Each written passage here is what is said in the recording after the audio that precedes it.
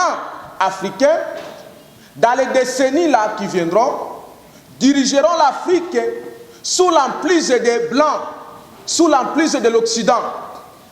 Et il a mis même en garde ses dirigeants. Il dit, mes frères et sœurs, n'allez pas suivre les Blancs, ne suivez pas les dieux des Blancs. Je veux préciser ce que Simon Kimbangu appelait les dieux des Blancs. Parce que beaucoup ont fait des confusions quand ça concerne les dieux des Blancs ou les dieux étrangers, parce que c'est le terme que le prophète utilisait. Lorsque le prophète parlait de dieux étrangers, il ne parlait jamais de Jésus-Christ, non. Il parlait de l'occultisme. Je répète, le prophète parlait de l'occultisme, parce que chaque fois que quelqu'un, un Congolais, un Africain, entre dans la franc-maçon, sachez que ce Congolais ou cet Africain-là obéissent au Dieu français.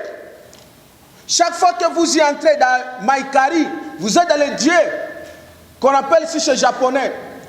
C'est comme ça que le prophète a déjà montré au peuple de Dieu, ne suivez pas ces dieux-là, parce que ces dieux-là, ce sont des faux dieux. Car la Bible nous dit ceci, celui qui veut être béni dans son pays ne peut que l'être par le Dieu de la vérité. Et le Dieu de la vérité, il s'appelle Jésus-Christ.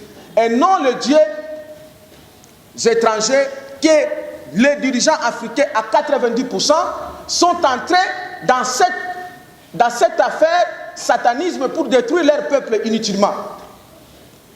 C'est ce que le prophète avait démontré, les dieux des Noirs, les dieux des étrangers. Ça veut dire quoi? Ceux qui nous ont amenés, qui n'est pas les dieux véritables. Même les dieux de nos ancêtres, même nos coutumes, mais aussi quand on adore la coutume, on adore les dieux étrangers. Parce qu'il n'y a qu'un seul Dieu véritable qui s'appelle Jésus-Christ. Et ceci se confirme non seulement par la mort, mais par la résurrection. Qu'il est mort, il est ressuscité et il vit dans l'éternité. Et cela confirme la différence entre les prophètes et Jésus-Christ qui est le Dieu véritable. Donc on ne peut jamais comparer Simon Kimbangu à Jésus-Christ. C'est faux, c'est des mensonges. Les dieux étrangers, c'est l'occultisme. Malheureusement, cette prophétie devait s'accomplir.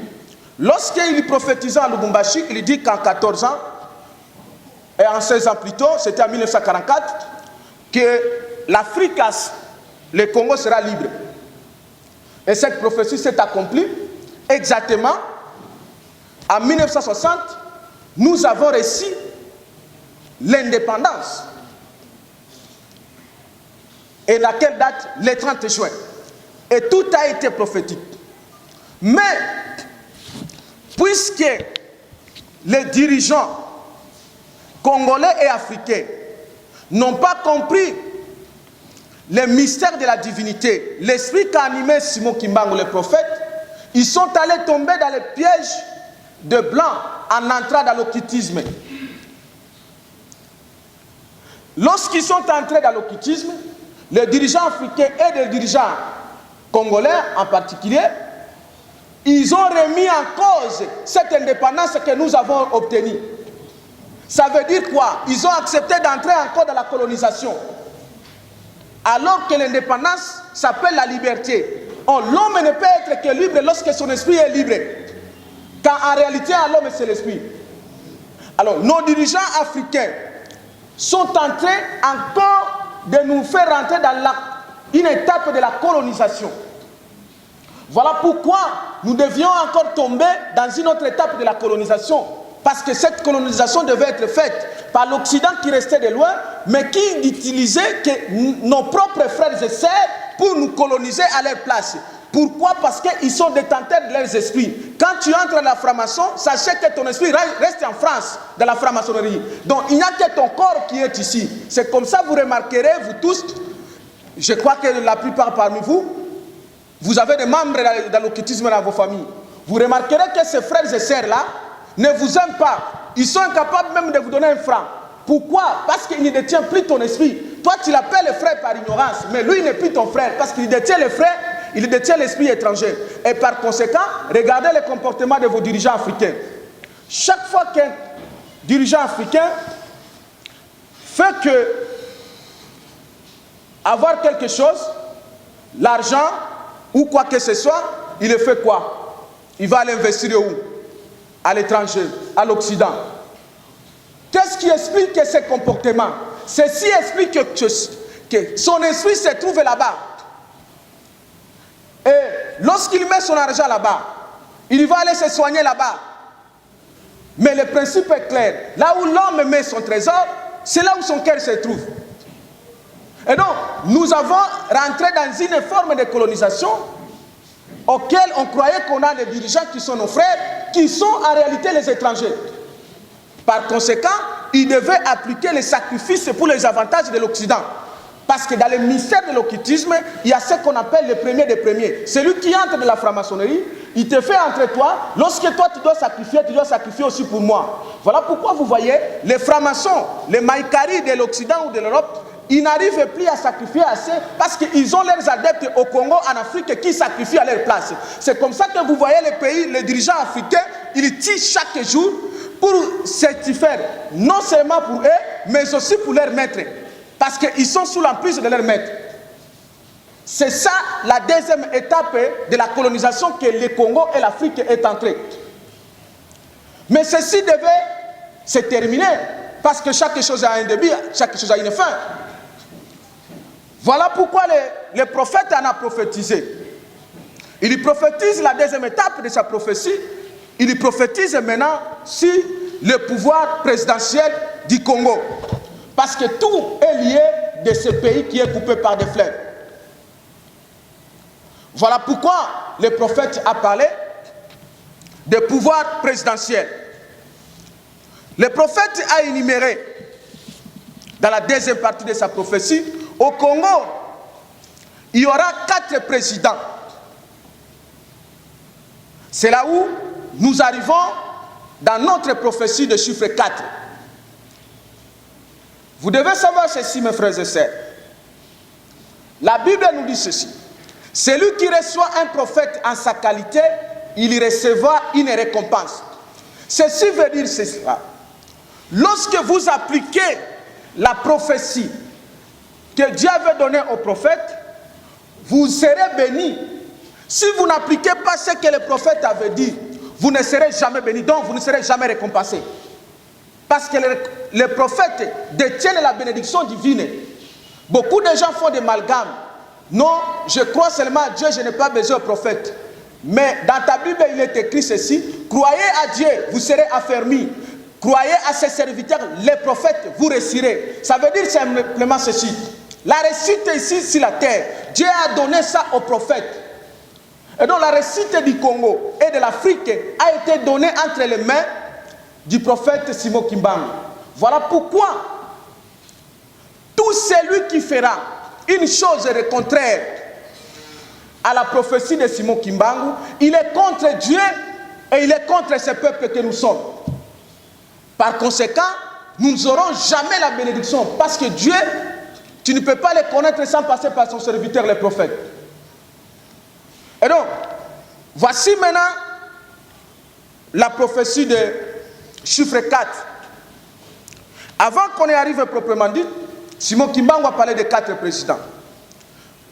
Ce qui peut dire qu'ils seraient forts dans l'ignorance, que le Seigneur les pardonne, ils doivent se souvenir que Simon Kimbangu avait dit que le premier président ne fera pas longtemps au pouvoir et il sera empoisonné. Ceci s'est accompli avec Kasavubu et il a dit qu'il ne terminera pas son mandat. Kasavubu n'a pas fini son mandat et je vous informe que Kasavubu a été empoisonné. C'est pourquoi Mobutu et ses autres, ses amis, ont refusé à ce que Kasavubu puisse aller se faire soigner à l'étranger parce que s'il allait se faire soigner à l'étranger, on allait découvrir qu'il a été empoisonné. Kasavubu a été empoisonné.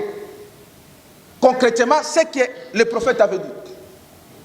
Le prophète a démontré ceci. Le deuxième président, il sera un grand voleur, destructeur. Il va détruire le pays.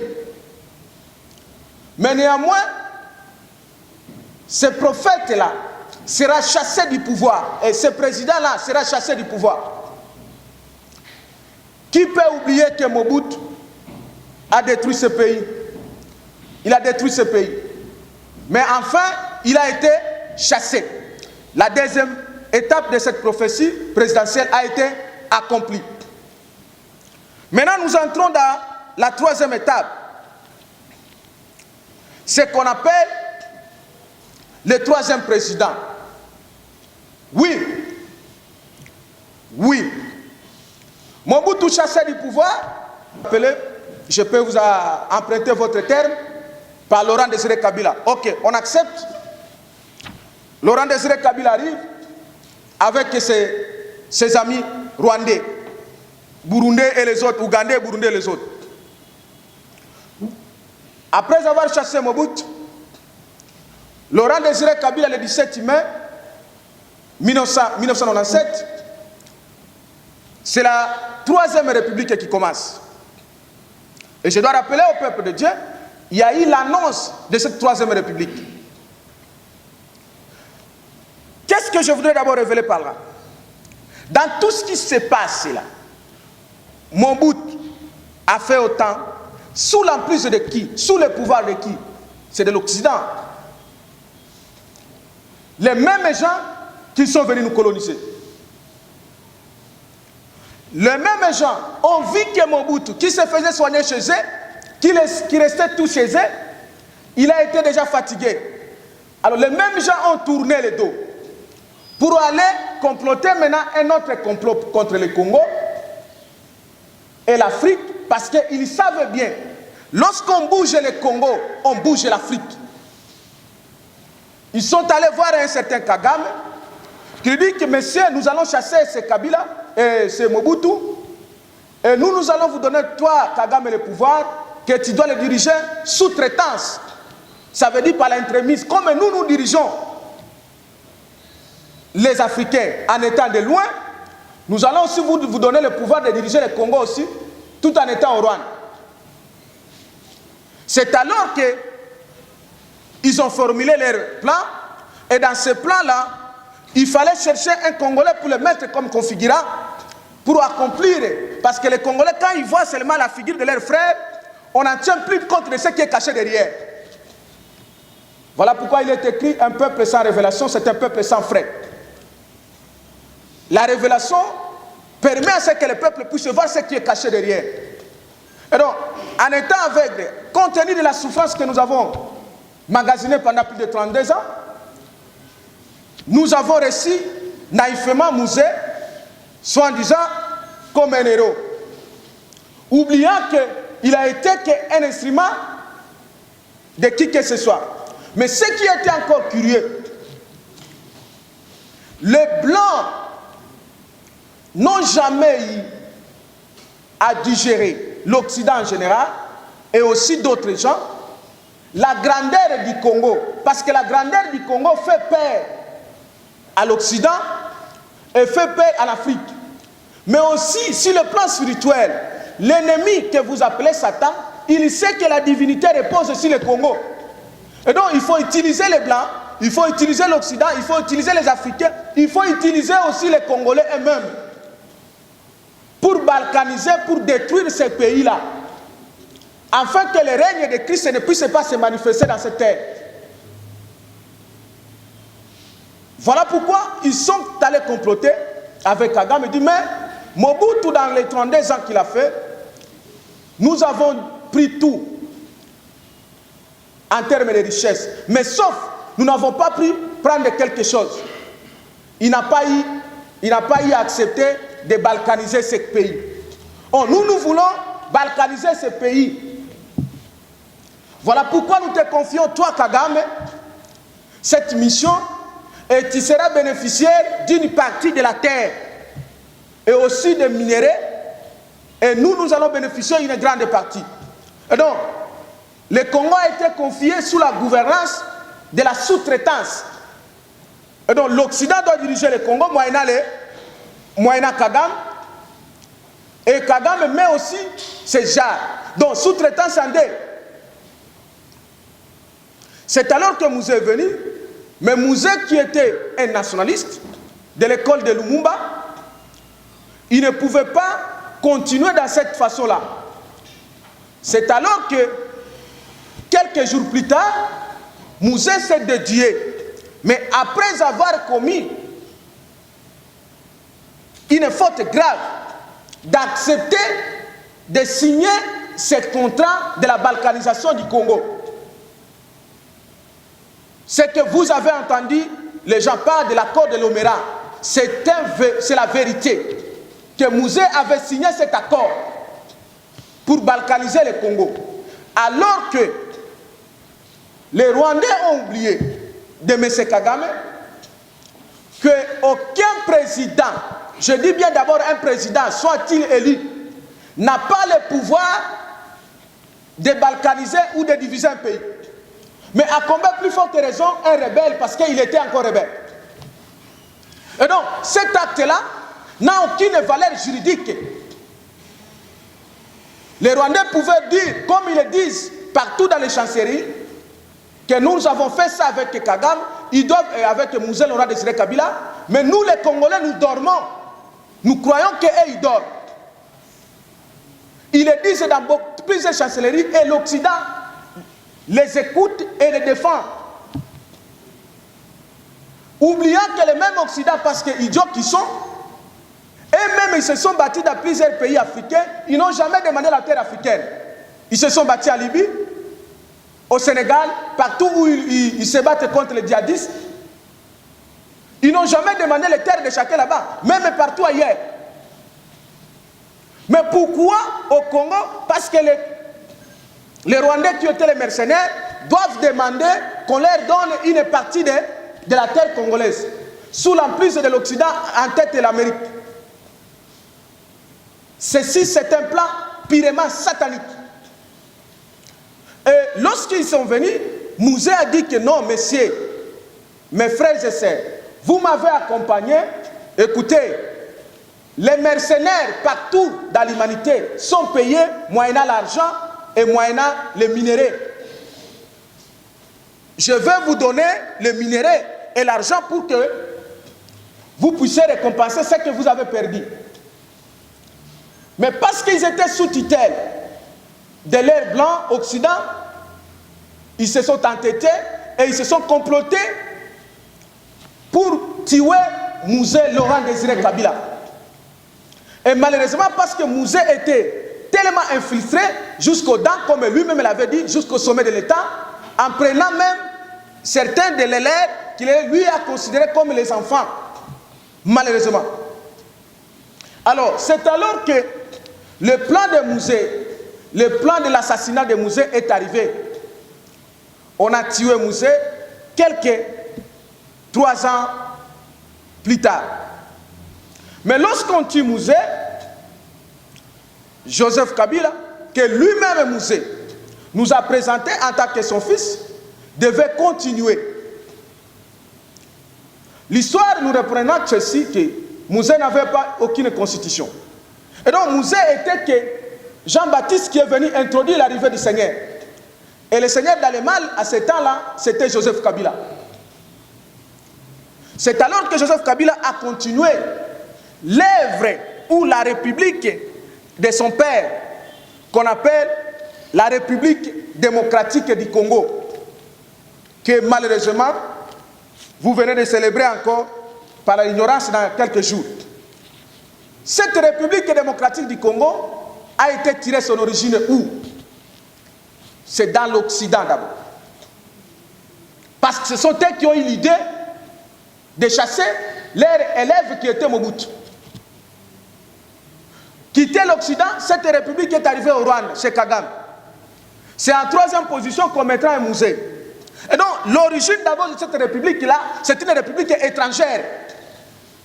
Par conséquent, les avantages liés dans cette république ne peuvent que partir à l'étranger.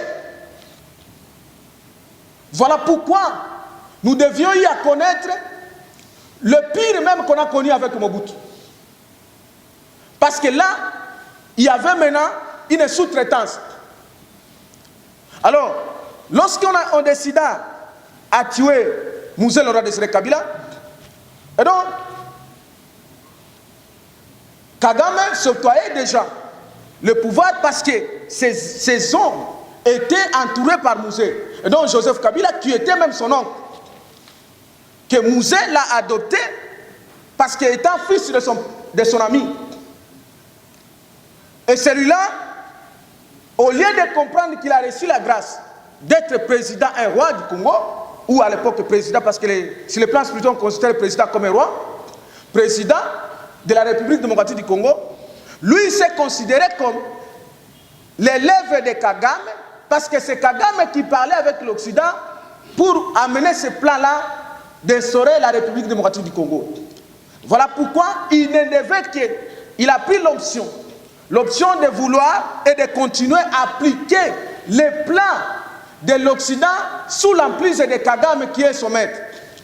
Et donc, voilà pourquoi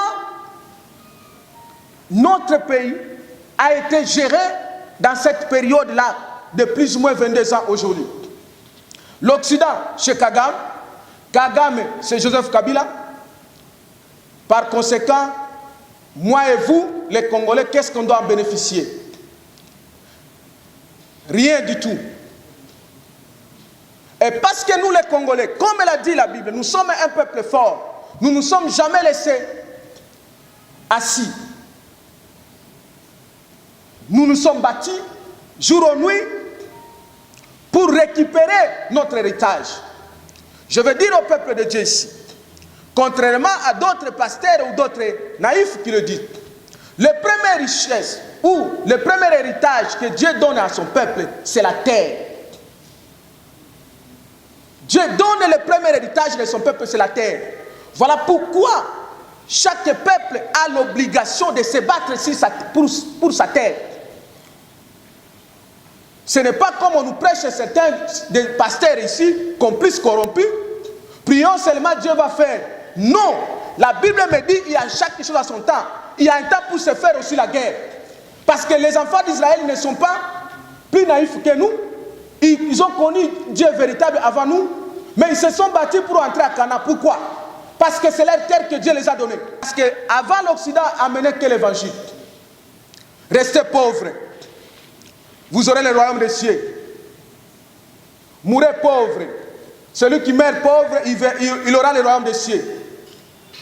Maintenant, ils ont transmis la même fausse évangile que Simon Kimbangu est venu combattre.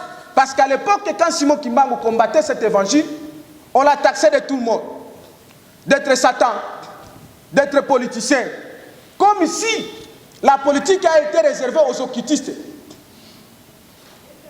Et donc, la corruption est entrée auprès de nos pasteurs, entre guillemets, qui ont continué cette même évangile satanique.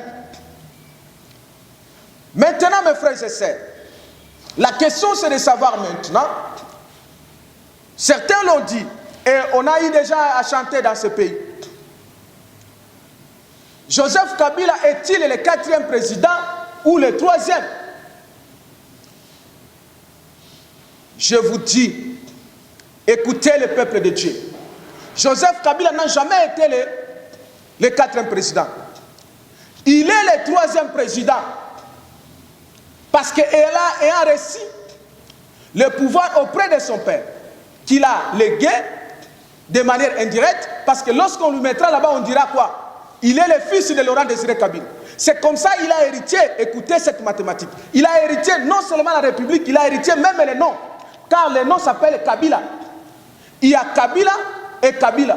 Même si vous différenciez en disant que Kabila le père, Kabila le fils. Oui, dans la mathématique divine, ça s'appelle comment? Entre le père et le fils, c'est égal 1. Et ceci devait s'accomplir. Mais aussi, le grand problème, c'est quoi? Oui, d'aucuns me diront que non, parce qu'il n'est pas son fils biologique. Oui, je suis d'accord. Mais néanmoins, en droit, lorsque quelqu'un déclare qu'un tel fils de son vivant, il est son fils, lorsqu'il meurt, le fils a le même droit d'héritage que tous les autres. C'est comme ça que Joseph Kabila a hérité la République qu'avait légué son père. Mais malheureusement, lui n'a jamais travaillé pour ce pays, mais il y travaillait et il y travaille pour le Rwanda et l'Occident derrière. Voilà la cause et l'origine principale des malheurs que nous en subissons. Ça veut dire quoi? Mais lorsque nous rentrons dans la prophétie de Simon Kimbangu, Nous devons savoir, est-ce que ces malheurs ne peuvent pas se terminer? Quelque chose qui a un début doit avoir une fin. Oui, le prophète avait dit ceci. Après les décennies qui suivront, il y aura une deuxième étape de l'indépendance, qu'on appelle l'indépendance spirituelle et économique. Parce que le prophète étant le corps de Dieu, et Dieu, qu'il est omnipotent, omniscient, il voit tout ce qui arrive. Il savait que les dirigeants africains là et congolais entreront dans ce piège-là. Mais oui, parce qu'il aime son peuple, il a décidé d'envoyer encore son prophète pour la deuxième fois, afin de venir libérer son peuple. Puisque nos politiciens, quand ils sont allés parler avec l'Occident, ils n'ont jamais eu à demander l'indépendance spirituelle et économique. Ils ont eu à demander que l'indépendance politique. Mais une même indépendance politique est mal conçue. Parce que l'indépendance politique est tirée selon la politique de l'Occident, qu'on vous appelle la démocratie. Écoutez, mes frères et sœurs, d'où vient le mot démocratie? Vous allez me donner toutes les définitions possibles. C'est le pouvoir du peuple par le peuple pour le peuple. Oui et non. Mais oui, si c'est le pouvoir du peuple par le peuple pour le peuple, qui peut nier aujourd'hui que le pouvoir qui vient du Congo ne vient pas du peuple? Et donc, on a désorienté le peuple, on vous appelle de la démocratie qui est mensongère. Maintenant, si le plan spirituel, vous devez connaître maintenant le mot démocratie est animé par quel esprit? La démocratie est animée par l'esprit qu'on appelle le Léviathan. Le Léviathan, c'est un esprit satanique qui est dirigé par l'Occident. C'est comme ça que, regardez, et même qui vous appliquent la soi-disant démocratie, ils n'ont jamais dénommé leur pays la République démocratique de France. Vous savez pourquoi? Parce que derrière ce nom-là, il y a un esprit. Derrière chaque nom, il y a un esprit qui reste. Le nom démocratie est lié par l'esprit de Léviathan, un esprit satanique de l'Occident, que eux-mêmes, les maîtres de leur nom, ils contrôlent. Voilà pourquoi tout pouvoir africain, congolais africain, lorsqu'ils sont installés, on les impose d'entrer dans la fameuse démocratie. Oui. Pourquoi? C'est parce qu'en sachant que lorsque vous entrez dans leur fameuse démocratie, ce sont eux qui vont vous diriger. Ah oui. Alors que les Africains peuvent organiser les élections conformément à leur intelligence, pas selon le monde occidental. Et plus grand encore, le Congo est allé très loin pour que nous puissions donner un nom d'un pays, la République démocratique du Congo. Donc être démocrate plus qu'eux-mêmes, qui ont amené la démocratie. Par conséquent, voilà ce que nous vivons. Parce que nous avons adopté officiellement l'esprit satanique pour nous gouverner, qui s'appelle le Léviathan. Voilà pourquoi on vous amène les mensonges selon lesquels un serviteur de Dieu ne peut pas s'occuper de la politique. Autrement dit, la politique est l'œuvre du Satan. Or, lorsque nous allons dans la définition, la politique c'est l'art de gérer la cité. Et la cité c'est l'homme. Est-ce que Moïse n'avait pas été un serviteur de Dieu? Voilà le mensonge occidental qu'on nous a transmis, qui n'est pas dirigé, qui n'est pas aujourd'hui exécuté par l'Occident qui reste de loin, mais qui est exécuté par nos frères et sœurs. Parce que vous devez savoir ceci, on ne peut jamais lier un peuple sans la complicité de ses frères, non. Parce que certains sont ignorants, ils croient que si je suis né avec tel, mais la Bible nous renseigne tout. S'il y a eu des trahisons partout, c'est avec les frères et sœurs. Voilà pourquoi les mots traîtres existent. Je vois, on m'a demandé de... Ah, bientôt là, on va passer par Les journalistes ont besoin de questions, réponses? Ok. J'en arrive dans quelques minutes, plus ou moins 10 minutes, je vais arriver maintenant dans la chose la plus grande. Maintenant, je dis bien que Joseph Kabila, il est le 3e président. Maintenant, il est le 3e président. Il nous a menti ici dans ce pays, dans cette ville, à complicité avec d'autres qui sont de faux pasteurs, corrompus d'ailleurs, que lui serait le 4e président qu'avait prophétisé Simon Kimbangu.